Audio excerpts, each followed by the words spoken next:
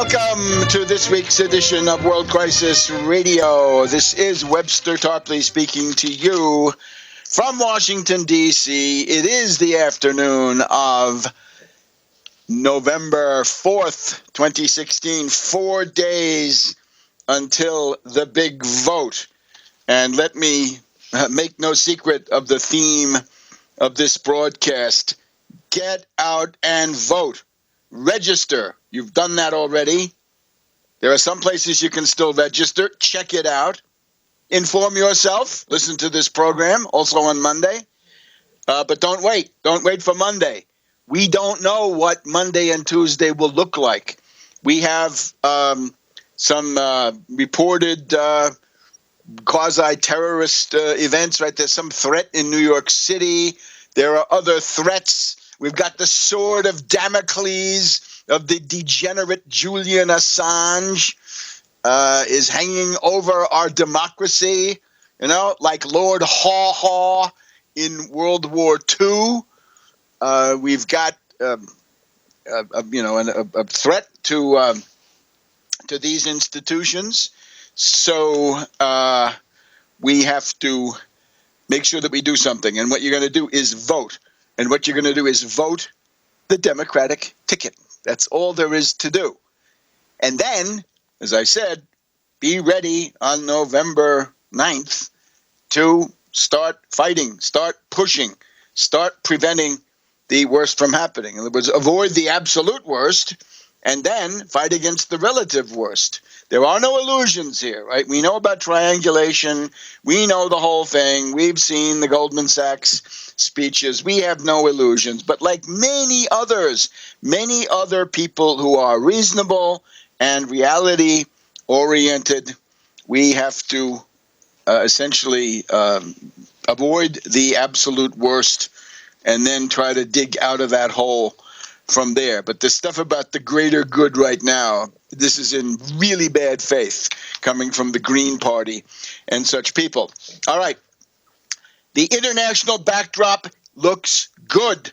You might have seen on television the other night the Church of the Immaculate Conception, close to Mosul. It's about 20 kilometers away from downtown Mosul. The Church of the Immaculate Conception is Syrian Catholic or Syriac.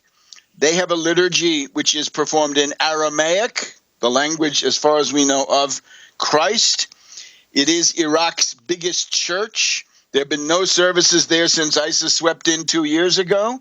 It is a basilica. Take a look at the pictures. It's a classic basilica. It's part of essentially the larger Roman Empire. And they had their first services in all that time.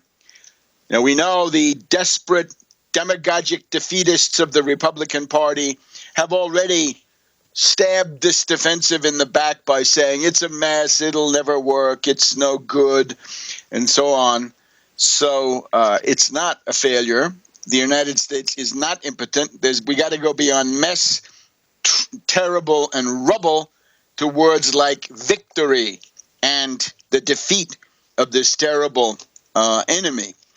Inside Mosul, we've had 50 ISIS fighters attempting to flee, and 50 of them have been executed. Maybe others have fled, but 50 captured, 50 executed. On the other side of the ledger, the Iraqi army has freed 6 more neighborhoods. They have been liberated. Take a look at various maps you can see on the internet from the northeast, that is along the axis from Qasir to Bartella and then into Mosul. You've got forces advancing, including Peshmerga. Also from Guer. The Guer axis is flowing together with the Bartella-Qasir axis coming in from the northeast. They are making satisfactory progress. Matter of fact, David Ignatius, who is a defeatist, on National Public Radio this morning said that his impression is that this is going substantially faster than any of the military commanders thought. From the south, from Qarara, we have another column of Iraqis this time. They are also advancing, although more slowly. Maybe the ISIS has decided that that's a more dangerous attack route. We're still in the aftermath of Baghdadi's speech from yesterday, generally interpreted as a sign of absolute desperation. Put that in your pipe and smoke it, Republicans. Essentially, the caliph is screaming, don't give up, don't leave me in the lurch, even as he leaves. I'm sure he's thinking about leaving his own people in the lurch. So the rebels, in this case, the ISIS rebels, are in bad shape. Then let's look over to Aleppo. Here we have the rebels are cynically bombarding the exit routes. In other words, the Russians and the Syrians have been saying for several days now, we have these exit corridors, use them, get out of here. ISIS is trying to capture or kill anybody trying to leave their caliphate paradise. And in particular, this is along that famous Castello Road that we were talking about on the north side of Aleppo. It's going to cost you $300 US to travel along one of those exit corridors with one of these coyotes. But to a lot of people, that looks like a good deal. However, minimal number of people have been able to get out because of the fanatical controls imposed by ISIS. Now, the other big news, of course, is that Erdogan has taken another step towards dictatorship. We'll talk about this in the coming days, especially on my other program, The American System. But in this case, it's a roundup of all of the parliamentary leaders of the Kurdish party. It's a step towards civil war in many ways. Erdogan crackdown has Turkey on edge as Kurdish leaders are jailed. That's Bloomberg. So that's pretty much what it is. We've even had one of the largest and best known newspapers, the Cumhuriyet, I think this means Constitution, and they have essentially been shut down. Their editors and so forth have been arrested. So you're arresting the opposition, you're arresting the newspaper people. Hey, what does that sound like? So we can do something about that here. We're lucky we can still vote. Those poor people in Turkey at this point may not be able to. So your right to vote, use it or lose it. There's no excuse. Don't tell me you don't like professional politicians. Don't tell me that you don't like the personality of this or that candidate. This is 100 times bigger than any such petty, foolish, subjectivist, whining, carping criticisms. So that's Turkey, and we're also told that ISIS, in addition to executing deserters with huge executions, they're also trying to recruit child soldiers, right? They grab any kid they can and give that poor kid a gun. But the idea is the ISIS nightmare is dissipating. Beware the attempts of the Republicans to continue to conjure up the ISIS nightmare as if it were real. It is not real. ISIS is reeling, and they're not in a position to launch new land operations, right? Their territorial caliphate is gone. So that, I think, is extremely important. Oh, the other thing, of course, we want to remind people, Brexit, the great international success of this opposing coalition, right? The anti-civilization coalition, we can call it. They've been trumpeting and talking about their great victory in Brexit. Well, there still is, even though it's not written, there's a British Constitution. And it says there's the King, the Lords, and the Commons. And the Commons and the Lords will have to approve the Brexit. Theresa May wanted to do it all in secret. In secret. Wasn't that wonderful? Populists out there? Your girlfriend Theresa May wanted to do it all in secret. Now she won't. And the betting odds are now that Brexit may never happen. Here in Washington, D.C. And remember to get a dose of reality and analysis and the Plato, Machiavelli, Leibniz vision of the world, at least what we strive for, tune in to the American System, americansystem.tv, americansystem.tv, and token fee, and you're in, and you will be able to get this every day. This weekend is when you really need it for next week, right? We'll produce a pre-election special that will be Closing Arguments Part 2. We're going to have Closing Arguments Part 1 and 1 plus today. But to get the full Closing Arguments Part 2, you got to subscribe. So please go and do that. So the ruling of the British High Court against Brexit is, of course, a good omen, right? All those superstitious people out there who like to take the auspices and, read the tea leaves, whatever. Wow, that's certainly bad news for Brexit. In other words, this Jacobin chaotic revolt against civilization, God knows what, all kinds of ways to describe it. Brexit is now subject to rollback because the House of Commons has to vote on these things. You can't abrogate and abdicate your responsibility. That was an advisory referendum, okay? And it won by 2 lousy points.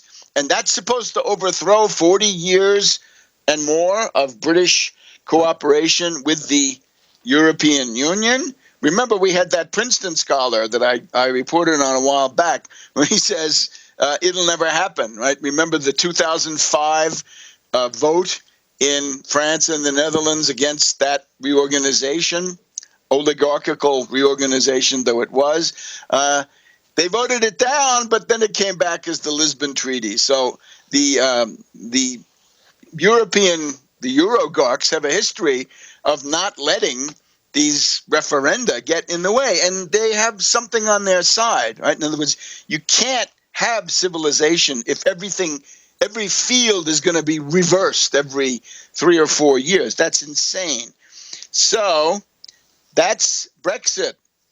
Now let's look at the lawless situation here in the United States, right? 4 months, for years, I have told you that the U.S. government is factionalized, and you can see that in the behavior of the armed forces, right? You can see factions that actually want to fight terrorism and others that want to manage it and use it, and so forth. So what we now have, and what I think everybody can see, right? This has been in numerous published sources. The FBI has factions, and in particular, the FBI has a clique in the New York field office, which somehow thinks that it's up to the FBI to choose the president. I've checked my pocket constitution, can't find it. It talks about something called the Electoral College, but it doesn't say Federal Bureau of Investigation decides the election by leaks. Now, it is not a glowing commentary on Obama that things have reached this point. Why did he ever put that Comey in there, a Republican, somebody who had gone along with all of the liberticide surveillance and other excesses of the Ashcroft and Gonzalez and related people in the Department of Justice, right? Comey is no hero. Comey is not somebody who has a visceral rejection of torture. Believe me, that's not Comey. You can see that he's a cunning bureaucratic player. It's time for him to take his hat and go. It's time for his resignation to be tendered, or if he won't take a hint, then he has to be fired. And then we have all these people in the what we can call the Breitbart faction of the FBI in the New York City field office. Now, I'm leaning here on one of the best things that old Rachel Maddow ever did on MSNBC. You could see it. It's a 20-minute piece from last night, from Thursday, the 3rd of November. And here we find that the people who are leaking this are, by and large, in league with former Mayor Rudy Giuliani, who, of course, is a former U.S. attorney, former deputy attorney general, and things like this. And Giuliani, on October 26th on Fox News, told a breathless blonde commentator on Fox News, we have something up our sleeve. It's a surprise. You'll see. You'll see. And then 2 days later, we have the Comey letter.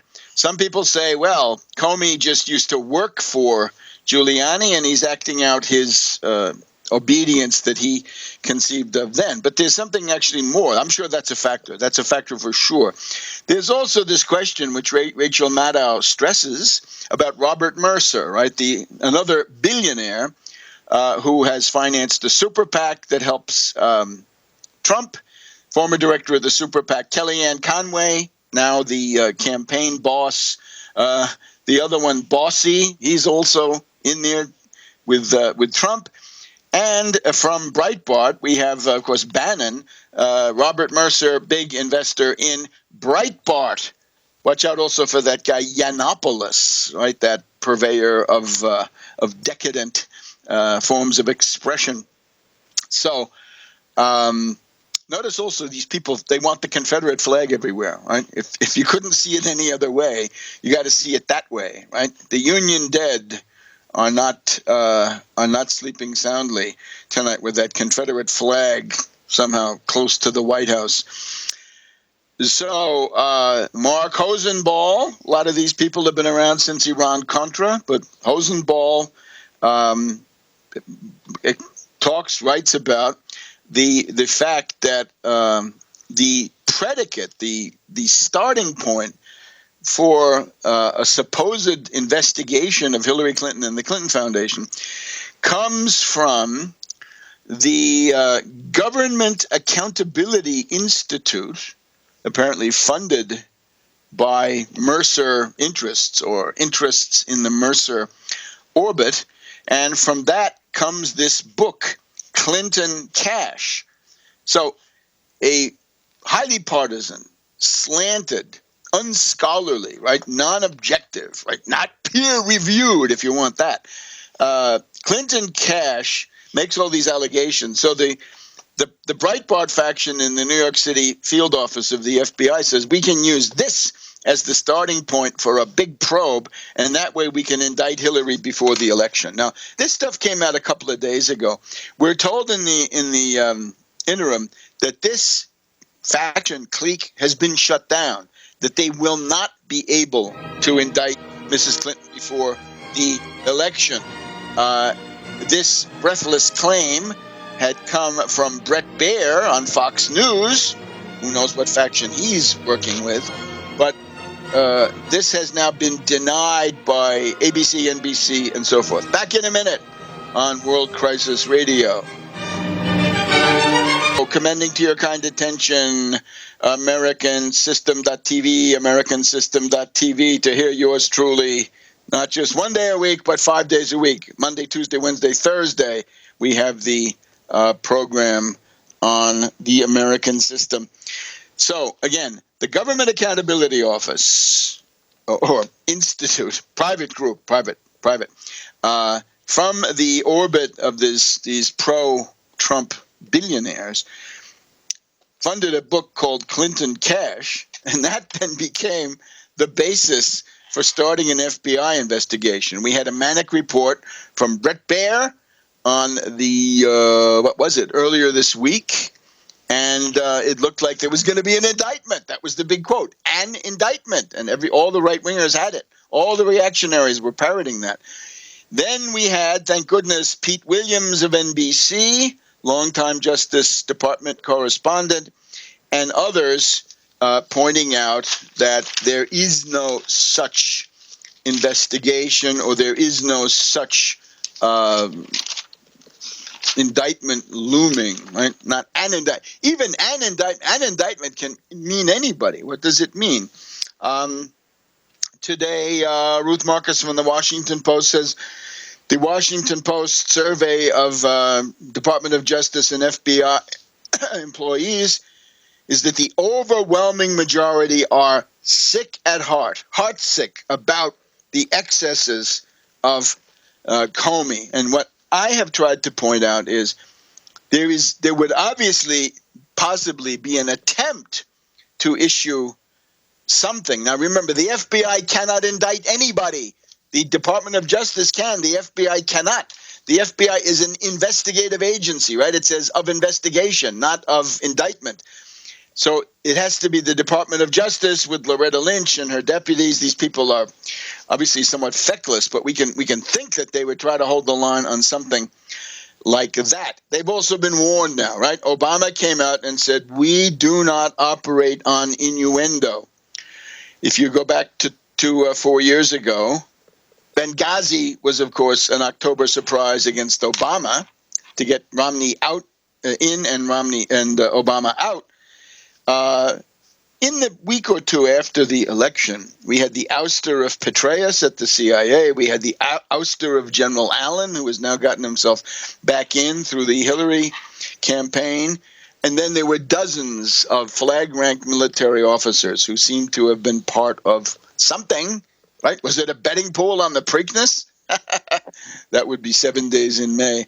But something like that was going on behind the scenes. And I think you better get ready for some, if you're following the D.C. real estate market, there are going to be some people from the intelligence community who are going to be looking for new employment here after the election, right? Soon after the election. And it can't come soon enough, because this is outrageous. This is absolutely impossible. I don't care about a 10-year term. Nobody has a 10-year term. Everybody serves at the behest of the president, pleasure of the president. He's the only one elected by all the people. Comey never was. None of these other people was. So I think that's important. The Department of Justice has done one interesting thing. They have sent election monitors to North Carolina because of the emerging stubborn pattern of violations by these Republicans who are, of course, trying to institute the permanent austerity dictatorship, and part of that is to deprive people of their right to vote. We have Kurt Eichenwald, in Newsweek with an interesting article, Why Russia is Backing Trump. Now, whether the Kremlin, I don't know. I'm still a bit skeptical, but certainly the news media, absolutely, and RT, they're falling all over themselves for Trump. The goal here is to try to weaken or possibly smash NATO. That's what Trump talks about. We have another interesting article about how Russia has sought to influence and otherwise what can we say, manipulate the current Republican candidate, and that, of course, is very disturbing. So, again, we're interested in looking beyond Trump. I think the current Republican candidate will soon, I think, recede into the background one way or the other. But you're left with Russia. So Russia you have to work with, the Republican candidate, rather less so. So all of that is going. Now, I've heard Limbaugh today, Friday, the 4th of November, and he's going on about how the Republican candidate is going to win. And, of course, this is it's quite transparent. You can see what they're trying to do, right? They're trying to keep their troops together. Oh, and this thing about the indictment for Hillary. The Hillary indictment coming out of this crazy book, Clinton Cash and the Breitbart faction in the New York FBI field office, that's to fabricate a myth so that in the likely possibility that the Republican candidate is defeated, that you'll be able to keep the Republican Party together, this time organizing these poor dupes and gulls around the hope that Hillary will be indicted and impeached, and that there is hope, and that they should keep writing checks for the Republican Party, up ballot, down ballot, whatever it is. All right. Now, Charlie Cook, a couple of days ago says there's an uphill fight for the Republican nominee. Larry Sabato in his crystal ball at the University of Virginia. The Hillary Clinton floodgates are holding. Now, it's a balance of enthusiasm, fanaticism, and fear. The black turnout is slightly down. Now, the only way to discuss the black turnout being slightly down is to note that this is the result of years and years of work by the Republican totalitarian forces who have wanted to suppress the black vote And they have done that by making it harder to uh, to vote, and that is paying off now to some extent. I'm looking for this Sunday to be a big turning point. Some of those black churches go directly from the church to the polling places in vans. So it's voter suppression. You got to be talking about that. There is no voter fraud. There is vote suppression, which is done top down with these repressive and really bureaucratic authoritarian methods. Now, watch out for real clear politics. I've been talking about the reliable polls and those that are less so for quite a few weeks and months here. So look, you look at the real clear politics on the the big picture, right? The average, the poll of polls, right? And they'll tell you that it's Clinton 46.6 and Trump 45.0. And what goes into that? What goes into that? Well, then you look down, and one is Investors Business Daily says it's a tie. That's part of that average. Rasmussen says it's a tie. And Gravis, meaning Breitbart, says Hillary is up 1. Now, suppose you eliminate the Brand X polls, you'll then see ABC says Hillary +3. London Economist says Hillary +3. Reuters Ipsos says Hillary +8. CBS says Hillary +3. So it's a 4.25% lead if you average those and eliminate the Brand X. Now, other estimates, according to a number of sources that I've tried to merge, Hillary Clinton ahead in Florida, Michigan, Maine, Virginia, Pennsylvania. She's headed for 311 electoral votes, 311. And we'll tell you Trump in just a minute. Come back to World Crisis Radio. Webster Tarpley in Washington, D.C. So we're looking at real clear politics, right? It changes quite often now because there are a lot of polls. Right now, it's Hillary Clinton in their poll of polls, right? Everything averaged together. Now it's not 2.6, it's up 2.4, but we've still got Investors Business Daily calling it a tie, Rasmussen Reports calling it a tie, and Gravis calling it up 1. So this is unreliable. Here is my advice to everybody. Turn away from these aggregating sites where they aggregate the national polls. This is one of them. And take a look at the Princeton Election Consortium. That's the one. Princeton Election Consortium. Gratified as I am to salute anything from Princeton. Here we go. And this is done by an actual scholar, Professor Sam Wang, PhD. And his email already, he repeats his prognosis from the pre-Comey. He says, it is totally over. If Trump wins more than 240 electoral votes, I will eat a bug. And some people are saying, you're a defeatist. He's not even going to get to that. So here's what they say. The difference here is Princeton Election Consortium is now much more like what's going to happen because, there's no national vote.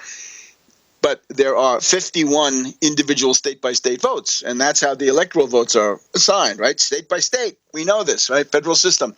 So they have now gone through 209 state polls, and they find Clinton 312 electoral votes, Trump 226 electoral votes, Clinton's meta margin 2.6%, Clinton's win possibility is 98%, her Bayesian win possibility 99%. For the Senate, Democrats get 50. This is on 48 polls.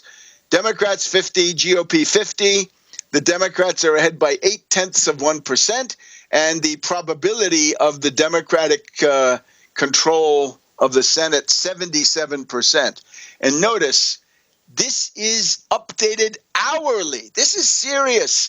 as of November 4th, today, right now, at 3:06 p.m., well, right now, it's almost 4 now, but you get the idea. This is what's going on. And I want you to go to tarpley.net, or maybe better yet, go to americansystem.tv. You will see the state-by-state version of the Scholastic Magazine K through 12 poll, which we had a week or two ago, right? Hillary Clinton won it. But now you see it as an electoral map. And the map today gives Hillary Clinton 57% of the popular vote to 43% for Trump, and 439 electoral votes for Hillary and the Democrats above all, to 99 votes for Trump in the Electoral College. And you can look at this, right? Idaho is blue, Utah is blue, Texas is blue, Indiana is blue, North Carolina, South Carolina, Georgia, Florida, all blue.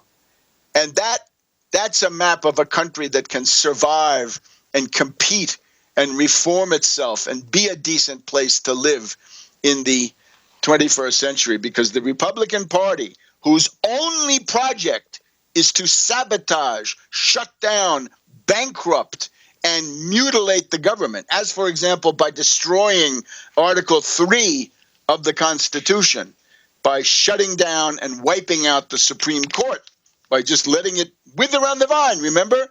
Gingrich said that stuff. Well, let it wither on the vine, or get it so small you can drown it in the bathtub.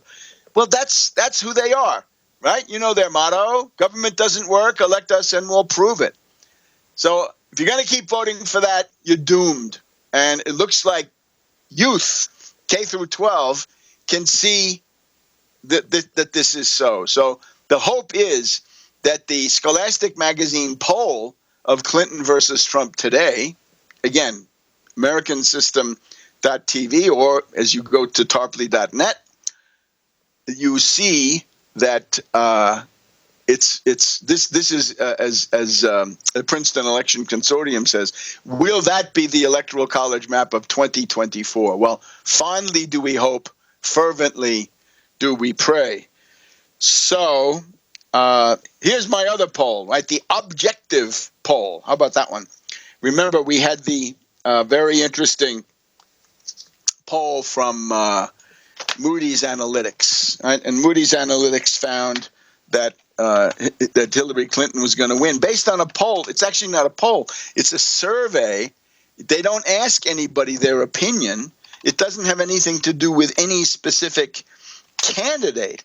It's simply a series of objective criteria, and then seeing how that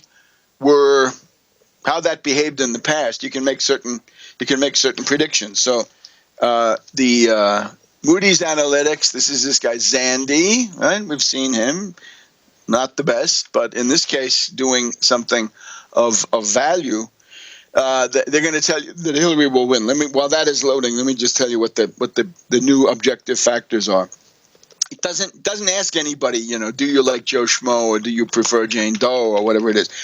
163,000 jobs were generated according to the figures that came out this morning. Right? Labor Department says it's now 74 months of job creation. Not good enough, but a whole lot better than it was 8 years ago. Let's ask the famous question from Reagan and Carter debates. Are you better off now than you were 8 years ago? 8 years ago, people were terrified. 8 years ago, it was 800,000 jobs per month being lost, 200,000 per week. That's almost, practically 50,000 per day, or 40,000 per day, 40,000 jobs per day. And that gets around to you fairly fast. Lots of people were losing their houses, and there was a general sense of chaos and of great fear. Now, don't forget that fear, because the Republicans are now asking to come back. And it's not just their presidential candidate. It's the Ryans. It's the Pences. It's those guys, the McCains, who brought you all that under Bush. So the unemployment rate is now down to 4.9%. Last year we had a 5% increase in household income. Gas price 2.25. Home prices up. So those are the kinds of objective factors that give the advantage to the party in power, to the incumbent party. Now they make a deduction. They say if it's your third term in a row, right, a two-term president or whatever it is, followed by another one, then they penalize you for that. But still, it doesn't matter. The Republican candidate still loses. So the Moody's Analytics says for Clinton, 332 electoral votes, and Trump with 206. This has forecast the winner for many a moon. Now, go and vote. We could have cyber chaos, right? Use the opportunity now. Many states still, Maryland for one, in Maryland, just as an example, the early voting ended last night. We had 7 days of early voting. And I voted. You should vote too. Live like me.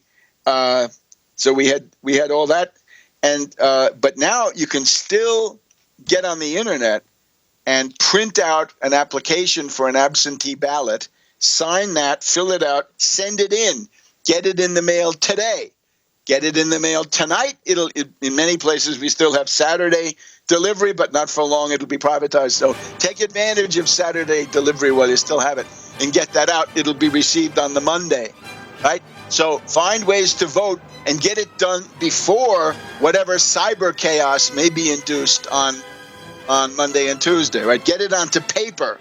That's the big advantage. Back in a minute on World Crisis Radio. Welcome back to World Crisis Radio. Webster, Tarpley here in Washington, D.C. It's the 4th of November, and we want to remind people, AmericanSystem.tv, AmericanSystem.tv. You really need this next week because God knows what's going to happen. The more chaotic it is, the more you're going to need the American System, which you can find at AmericanSystem.tv, AmericanSystem.tv. So put this stuff all together. Here, let me make a preliminary prediction, what's going to happen, at least a range. And I will try to refine this on Monday. So make sure you subscribe to the American System and tune in on Monday, because there you will get my final prediction. If we go back to Obama-Romney 4 years ago, we will see that in the popular vote, Obama led Romney by 3.9%. So call it 4%. And got 332 more electoral votes. I think we can now estimate that the range is now somewhere between the Princeton Election Consortium giving Clinton 312 and perhaps as much as 332. 332. This would in particular involve the possibility of winning the 15 electoral votes of North Carolina, much sought after state, right? 15 electoral votes in play there. That would get it up to 327, and there might be some other items that might be also available. So that's what I'm saying. Hillary Clinton will take the White House by between 312 electoral votes to 332. So the 20-point range there. And the popular vote is, I would say, about 6%. It's essentially the 4% lead for Hillary that's showing on the various polls, but removing the Brand X polls and adding in about 2 points for the Democratic ground game. That's it. So Hillary Clinton wins, and we'll tell you the exact amount on Monday. Now, for the Congress, just very quickly, Princeton Consortium says the Senate will be 50-50. That means Democrat, assuming that Vice President Kaine will come in there and vote it. They said there's a 74% chance of that.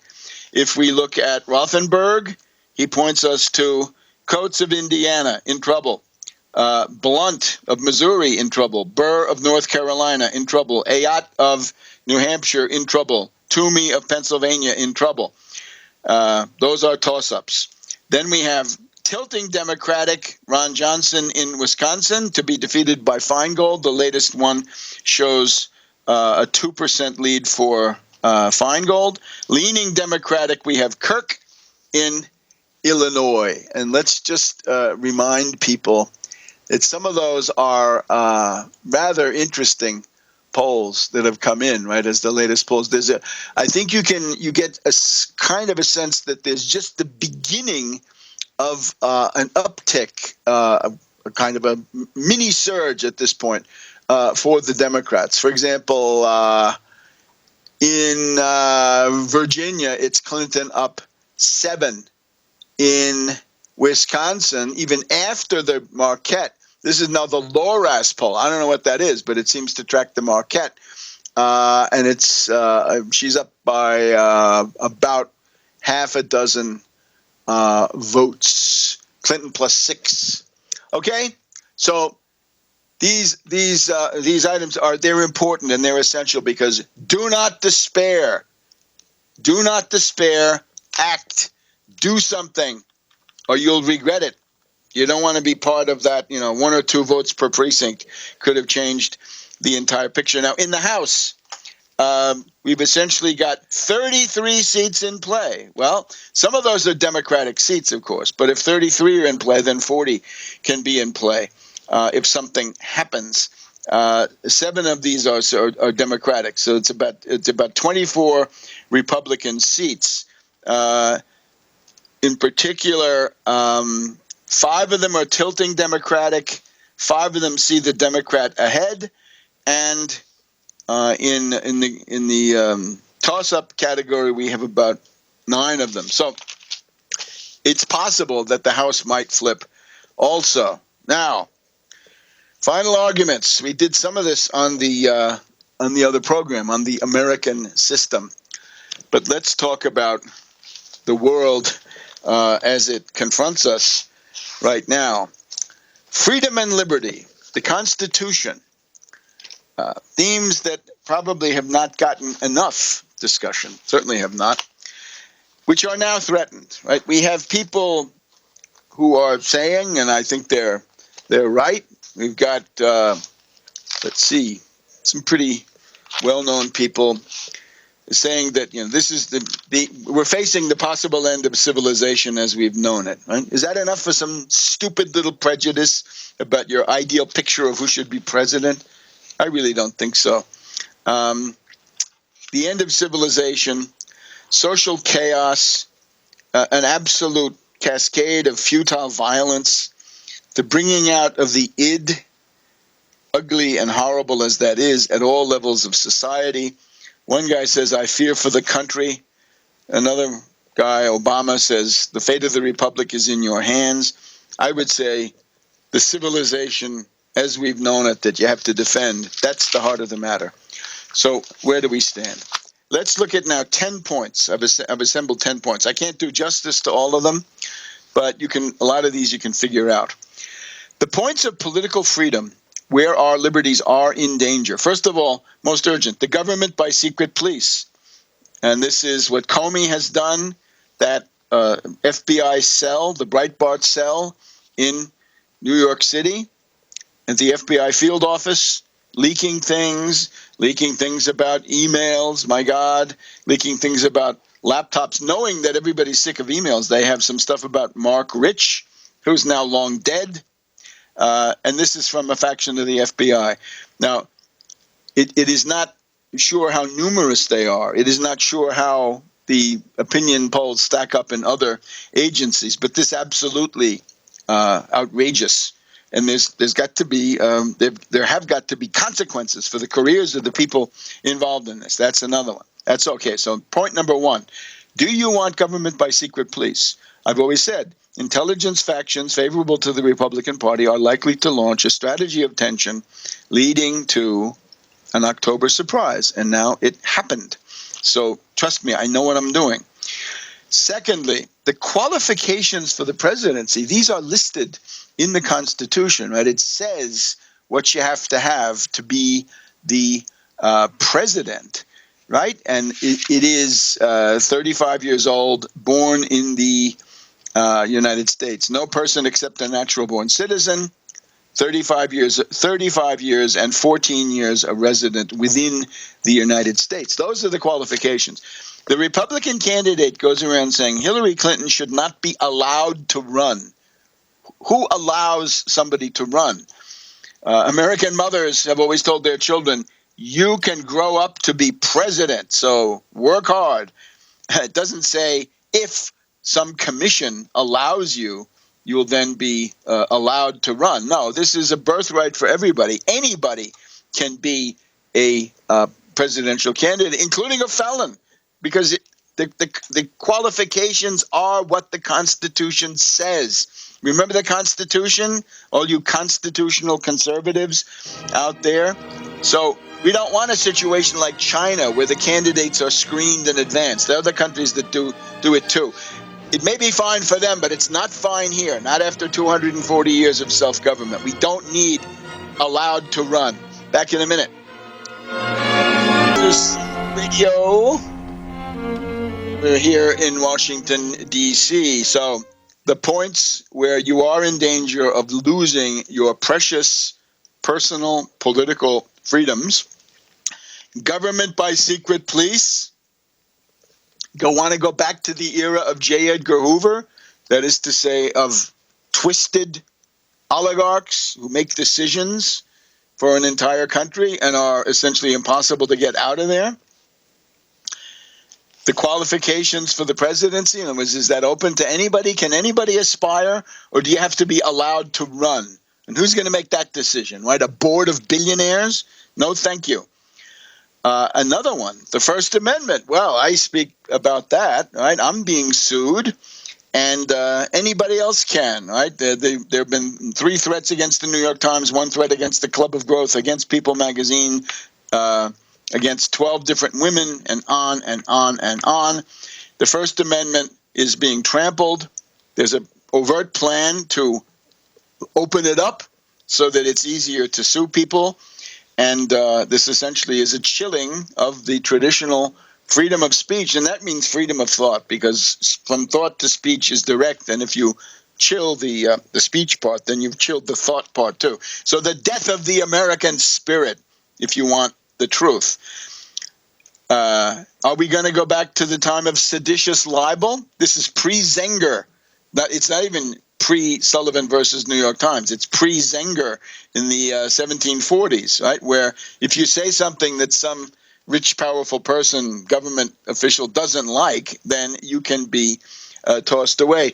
On the other program, I went through the Espionage Act and the Sedition Act of 1917, and also the Alien and Sedition Acts of the Adams administration around 1798.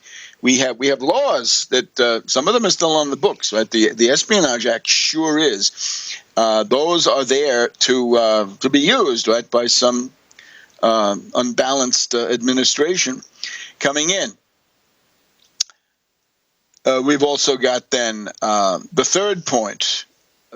Are we going to have violent gangs ranging across the landscape? Are we going to have militias in action? We've seen them. Are we going to have the Bundy gang in action? Are we going to have the Ku Klux Klan? We know who got their endorsement. Are we going to have people of the caliber of David Duke? And remember the Kentucky governor, Republican, who said, Jefferson wants us to water the tree of liberty with the blood of patriots every now and then. What is that supposed to mean? And it seemed to be directed against Hillary Clinton.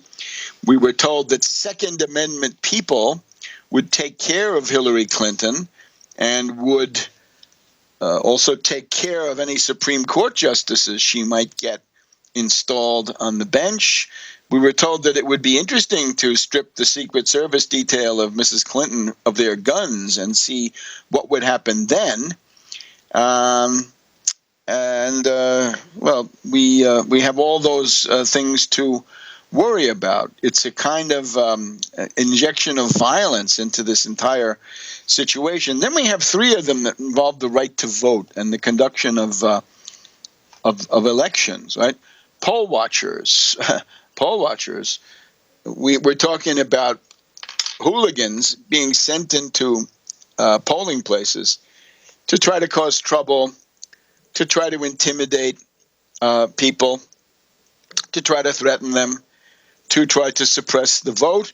And notice, they don't have to succeed very much to slow the whole thing down. So suppose you've got one of these states that have been freed from the Voting Rights Act very unwisely by the Scalia court, and the Voting Rights Act is kaput. There's no getting that cleared in advance. They can do whatever they want, and then the Justice Department has to go to court. So what happens then is these guys get in there. There are very few places to vote, huge long line, and you get some hooligan causing a half hour or an hour incident, right? And then some of the people are peeling off and have to go home. And at that point, maybe a certain candidate wins who was not going to win in the normal course of events. Now, the Republican Party is still under that consent decree as regards New Jersey from 1982. The Republican National Committee is not allowed to interfere with voters there. And we've just had a federal court in Pennsylvania say the same thing. So that stuff about self-appointed vigilantes going into polling places, no, I'm sorry.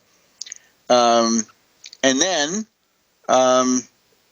there's the legal form of this, right, which, as we've said, is the voter suppression laws, right? Again, voter fraud is practically non-existent, but voter suppression is rampant, and it's done against blacks, against Latinos, against students, against old people, and on and on. We have to see what happened to absentee ballots. The soldiers might have been shortchanged too. That'll be interesting to see. So that's all going on. Then there's also this question: will the losing candidate respect the result of the election? Right? Because remember, we want a peaceful transfer of power. When the Constitution in the preamble says that we're interested in ensuring domestic tranquility, let's just read what the goals are. A more perfect union, establishing justice, ensuring domestic tranquility, providing for the common defense, promoting the general welfare, and securing the blessings of liberty to ourselves and our posterity. We have this Constitution. So that means that the tranquility, we don't want civil war. We don't want domestic violence. We don't want fighting in the streets. Therefore, everybody has to enter into this pact, which is compulsory by law, and you're on the jurisdiction. You have to respect the result of the election, and any suggestion to any other degree is, at that point, we wonder, how can you be allowed to run for office, right? Isn't that, absolutely out of the question? So, respect the election result. One candidate says she will, the other one, hard to tell. Then we have this other issue. Suppose we've got all of these attempts to suppress the vote, to bust the unions, we've got violence breaking out. Suppose there are cases that are undecided. We say, well, let's try to appeal to the Supreme Court, right? Everybody gets a statutory right to appeal to the local circuit court of appeals, but how about the Supreme Court? Well, under the Republican system, there may not be a Supreme Court. They may have died off. The whole Article 3 of the Constitution may have been shredded, and I'm not kidding. Back in a minute on World Crisis Radio. Back to World Crisis Radio. So, in a future election, you're going to have to wonder, will voter suppression measures make it impossible or impossibly impractical or excruciatingly painful. Some people can't do it. They can't stand online, right? Old people, maybe there are other factors like that. So there are sort of objective physical factors. Either under color of law, bad, by hooligans and goons, worse, and then by the fact that one candidate says, you can do what you want, I don't respect it. And we're hearing pretty much that kind of thing, saying, we don't care who you vote for, we're going to impeach that person. We're going to impeach. Okay? And we're also hearing, as I said, from Republican senators, some of the media heroes like McCain and also Cruz, who had quite a following, they say, we won't allow any new Supreme Court justices to be approved. So right now it's 4-4. Suppose one of them dies and it becomes a Republican majority. Then they're going to rush to get a whole bunch of reactionary things approved, and then that person might die and it might go back to 3-3. But right now it's 4-4. This is impossible. This is a direct attack on the Constitution, and there's got to be a president. Remember what the Constitution says. The president shall take care that the laws be faithfully enforced. Then we have this interesting trope, the jailing of the opposition. Put her in jail after the election. Special prosecutor, and then maybe a special court, right? In Germany, they had Roland Freisler in the special tribunals. Mussolini also. Special tribunals, tribunali speciali. So jailing the opposition. Arrest her, lock her up. I think they even got to burn her at the stake. Some of that stuff is getting into incitement to riot. And there was a brief investigation in one of these places in North Carolina where the Republican candidate was saying, go beat that guy up. That is illegal, right? That's not covered by the First Amendment. So we have all of those problems. Another important issue stretches across much of the Constitution is, are you going to have due process? And due process would imply, First Amendment, of course, we've talked about it already, but in the Fifth Amendment, as far as the federal government goes, and in the 14th Amendment, as far as the state governments go, you're not allowed to deprive anybody of life, liberty, or property without due process of law. That means if somebody's on the territory, in the jurisdiction, they've got to have a court hearing before you can deport them. No, says one candidate, because we know that they're here illegitimately. How do we know that? How do we know that they weren't born here? Maybe they're a little bit browner than you think, but that is not the criterion. There's also, along with this, the Sixth Amendment, right? Do you get a lawyer? You have a right to a speedy trial. How about a lawyer? You certainly have a right to a lawyer, but that's not going to be part of it. So the whole notion of due process goes out the window. So I think that gets us up to 10. We'll count them. Maybe we'll even write these up over the weekend, God willing. But I also wanted to add, just in terms of the mass deportation, you take a look at that Calais jungle operation, right? In the past week, France has dispersed and, they've distributed the people living in that crazy Calais jungle camp. They've distributed those all over France. This is an operation of 10, 15,000. I still don't have a satisfactory number. I think it's being hidden. But they've been put on, some of them have been put on buses. They go to, Bordeaux or Marseille or Lille or wherever, and that's fine. Some of them refuse to go. Some of them are minor children. It is extremely complicated and extremely expensive. And this is a very limited thing compared to the 12 million minimum that we're going to be told are on their way to being ousted. You can just see the kinds of chaos and the breakdown of law and order, which would be essential. Now, the French have also done it in a fairly mild way, right? They don't have holding cages. They don't have people in soccer stadiums with armed guards all around, right? They have some of that, but they have not gone all out in that department. So this is, I think, a fundamental question, right? Do you want to be free? Are you going to roll over for a very oppressive regime, something much, much worse? Right? We've been told there has to be surveillance. There has to be surveillance. I'm sorry, I don't see it in those terms. Now, economics. We just had a meeting of the Freedom Caucus with Ryan in the last couple of days, right? And the Freedom Caucus wants more power. They want to bring their crazy reactionary legislation directly to the floor, right? Not being screened by Ryan, right? They want to have the right to put up anything they want for a vote because they want to be seen by their backward constituents as supporting that stuff. I would say, by and large, the current Republican ticket is a transition to a new, lower phase, an inferior phase of the current low-wage economy.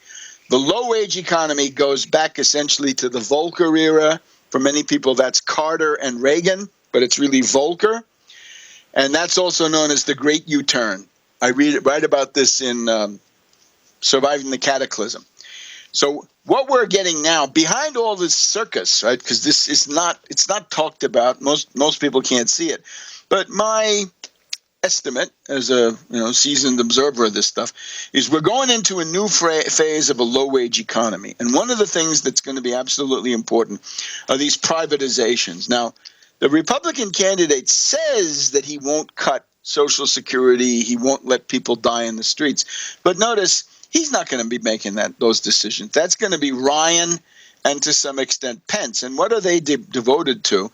They believe in the Republican Party doctrine of destroying the Franklin D. Roosevelt New Deal, social safety net, and the other economic conquests of the American people after hundreds of years of history. So the privatizations will clearly involve the Veterans Administration. The Social Security will be divided into individual accounts, and massive commissions will flow into the pockets of Wall Street brokers, even as the benefits are cut, because that's the plan they still have. That plan came out years ago, and it had all that in it under Bush, in effect, and it just wouldn't fly.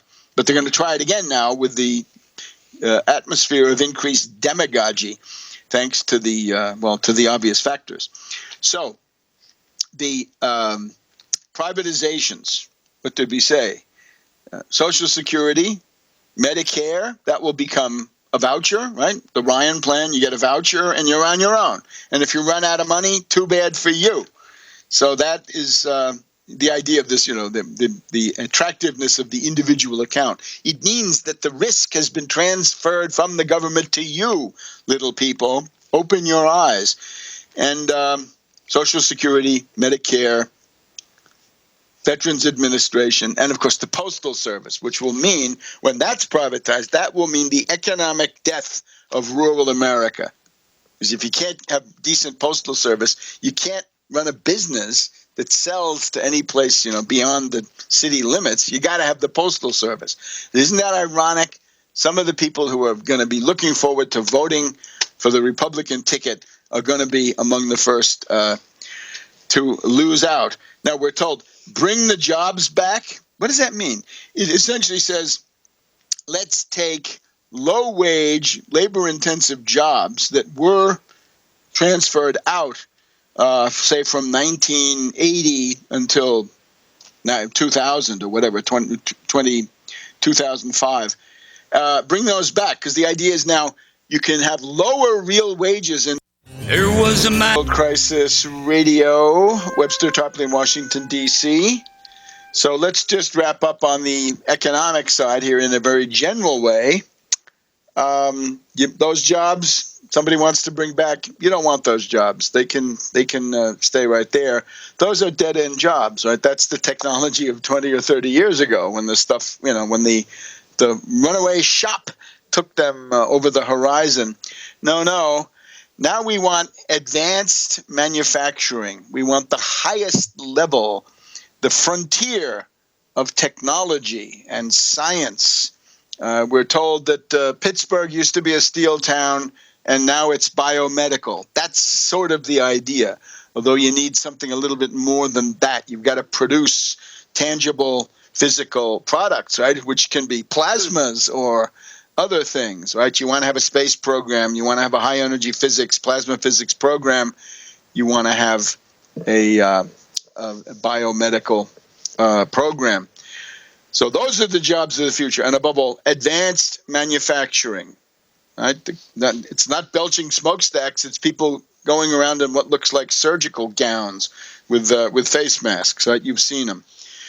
Now, obviously, with the Republicans in power, and this is whatever the nominee says, it doesn't matter. Ryan will have the say, and Pence will execute that stuff from the White House. So the reactionary Republicans and this Tea Party caucus, Freedom Caucus, they're going to be speaking louder and louder, and they're going to have more and more impact on your life with their, dark ages policy.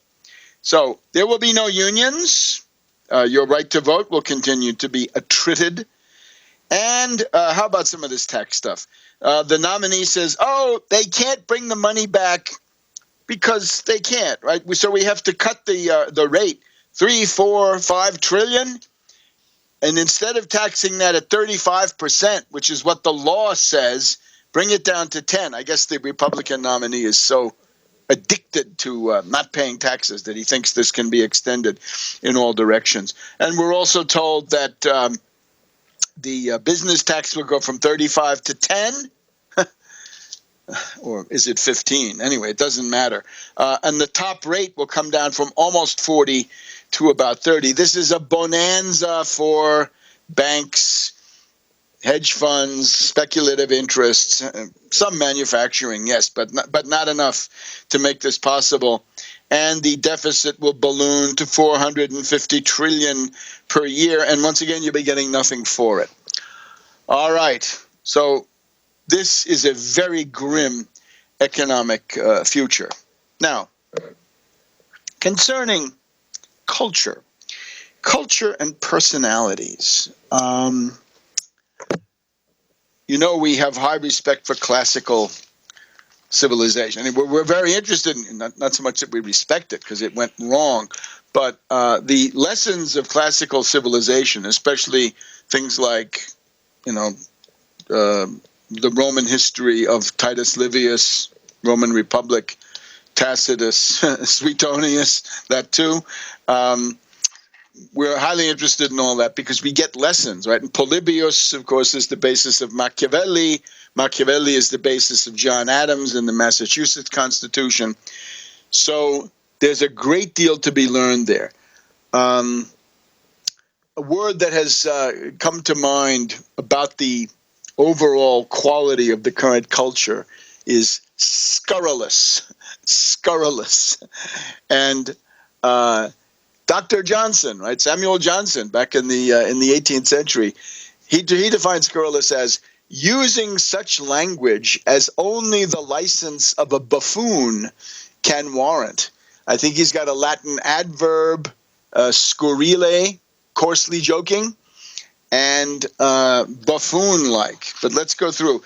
I went and looked up all the different versions of scurrilous, and you can see that it includes man about town. It means a playboy.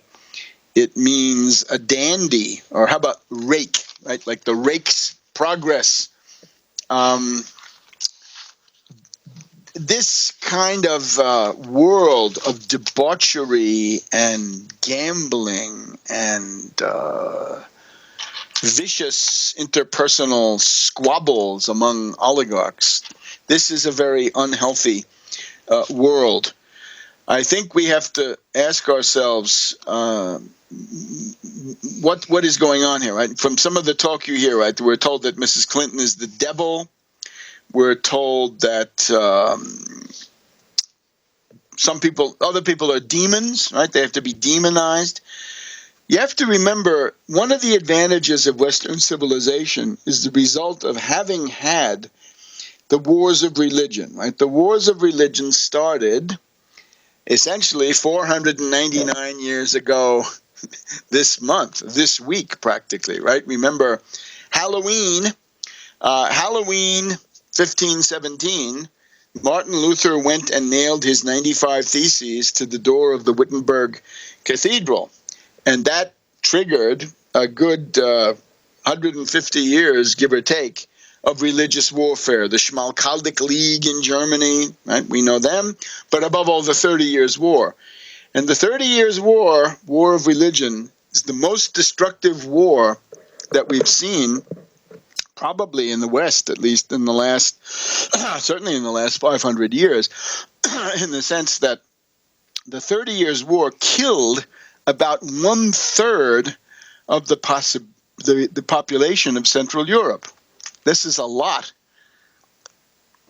This is more than died in the Second World War. So it's 1/3 of Central Europe. Now, what came out of that was a kind of a reaction, right? We know Paul Hazard has written about the crisis of the European consciousness and stuff like this. So around 1700, 1725, something like that, people have turned to secularism, right? There's a secularism, and of course the United States is a product of this, right? That we have separation of church and state. Congress shall make no law respecting the establishment of a religion or prohibiting the free exercise thereof. This is the secularism which has grown out of seeing the horrors of religious war. Now, we have social movements now, and if you don't believe me, look on the internet, right? You're going to find people who are, let's say, they're at the ragged edge of human civilization, and they seem to wish to return to these questions of who's a witch, who should be burned, who is a demon, who is a devil. This essentially means that we'd be throwing something overboard, which is very valuable and which was bought very dearly, right? Very expensive to get this done in historical terms. Lots of people died, in other words, 1/3 of Central Europe. And we've had this in the United States all the way up to, the Salem witch trials in the 1690s, right? We can't have this. This is the negation of civilization. Now, we were lucky, right? We pulled out of it a little bit earlier than some of these other places, but it went on for a long time. And if you look at Western civilization compared to some others, the fact that we've been through the wars of religion, we had a Reformation, which I regard as unnecessary, and then wars of religion, which I think are downright, self-destructive, futile, needless, whatever. And I've written about it, right? That's my story of the coming of the 30 Years' War. Take a look at it. It's a doctoral dissertation, among other things. So you got to understand, that's a big advantage, especially for the United States, right? We have more or less solved the problem of church and state, but now we're getting people who are inspired. Some of them are inspired by a very narrow and rigid and brittle version of religion, right? Who they think they're under fire. And then you have others who don't really believe in any kind of religion and who seem to be the most fanatical of all about the demons and the witches and who should get burned and the rest of it. So I urge you, if I don't speak to you again before the election, vote for the continuation of civilization as we have known it. Vote against barbarism. Vote to maintain the U.S. Constitution. It's the best deal we're going to have, and we better keep every piece of it that we have right now. See you next week on World Crisis Radio.